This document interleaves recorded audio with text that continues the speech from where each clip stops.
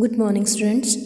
जैसे कि हमने ज्योग्राफी में 4th यूनिट का जो 9th लेसन है that is composition of and structure of atmosphere, उसमें हमने कल कुछ टॉपिक्स जो हैं कवर किए थे, जिसमें हमने structure of the atmosphere last topic cover किया था, जिसमें होमोस्फेयर की कुछ लेयर्स के बारे में बताया गया, ट्रोपोस्फेयर एंड ट्रोपोपोज, स्ट्रेटोस्फेयर, इसके बारे में हमने रीड कर लिया था। आज हम इसका जो 3rd पॉइंट है मेसोस्फेयर, ये रीड करेंगे।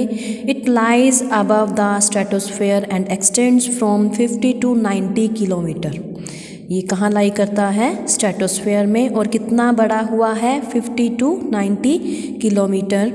Temperature decreases with height in this layer and falls down to -110 degree Celsius at the height of 80 at 90 kilometre. It means जो टेम्परेचर है वो डिक्रीज़ होता जाता है जैसे जैसे हाइट जो है बढ़ती जाती है, इंक्रीज़ होती जाती है। और कितना डिक्रीज़ हो जाता है टेम्परेचर? -110 डिग्री सेल्सियस तक। और हाइट कितनी हो जाती है? 80 at 90 kilometre. Mesosphere displays high wispy clouds in high latitudes during summer due to reflect sunlight from meteoric dust particles. The upper limit of mesosphere is known as mesopause. जो mesosphere की upper limit है उसको क्या बोला जाता है? Mesopause. Okay, now 4th point, heterosphere. Heterosphere extends above the homosphere, that is above the level of mesosphere. जो heterosphere है वो क्या होता है? वो बड़ा हुआ होता है लेवल ऑफ मेसोस्फेयर, मेसोस्फेयर के ऊपर होता है। It has heterogeneous chemical composition with layer structure of nitrogen, oxygen, helium and hydrogen. ये जो है इसका कॉम्पोजिशन मीन्स मिलावट, इनमें ये सब मिलकर बने होते हैं। It is also a layer of thermosphere which continues to the edge of space about 60,000 kilometre above the earth surface. Earth surface के कितने अबव होता है, ऊपर होता है ये? 60,000 किलोमीटर। ओके, ये जो हम रीड कर रहे हैं वो हम रीड कर रहे हैं इनकी लेयर्स। ये जो है एटमॉस्फेयर की लेयर्स हैं। 5th वन है इनोस्फेयर।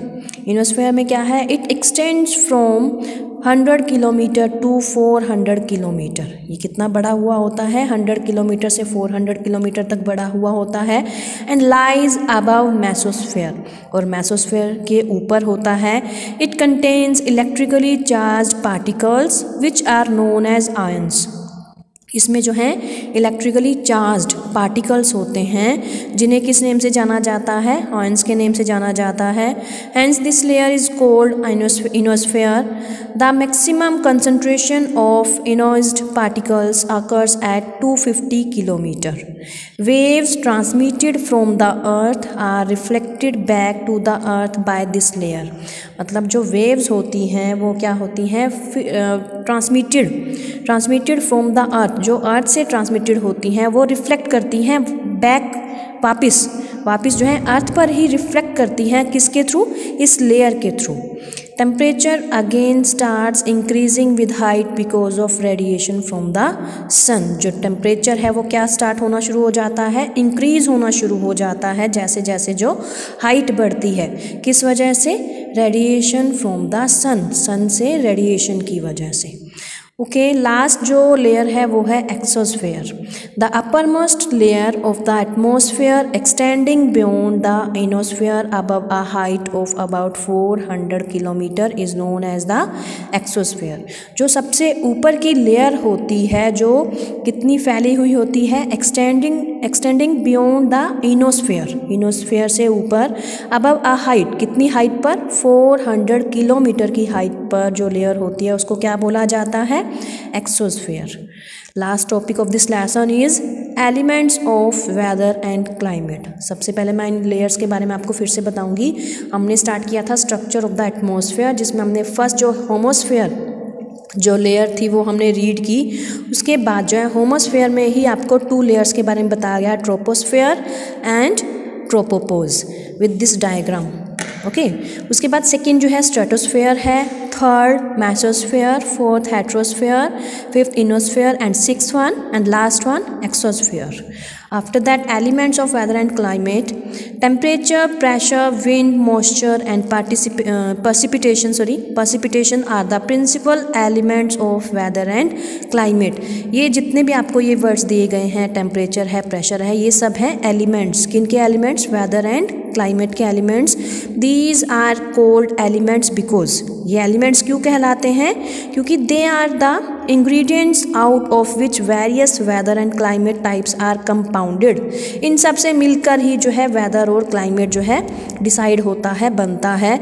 You will learn more about this elements in later chapters. आगे जो है इनके बारे में अच्छे से जानोगे. तो आज आपने क्या करना है, जितनी भी इनकी लेयर्स हैं जो कल हमने कुछ कंप्लीट कर ली थी, आज कुछ कंप्लीट किए हैं, और साथ में elements of weather and climate जो लास्ट टॉपिक है इसके बारे में अच्छे से रीड करना है. उसके बाद जो इसके क्वेश्चन आंसर्स हैं वो हम लर्न करेंगे. Okay, so you have to read this lesson carefully and learn all the internal questions and this diagram also.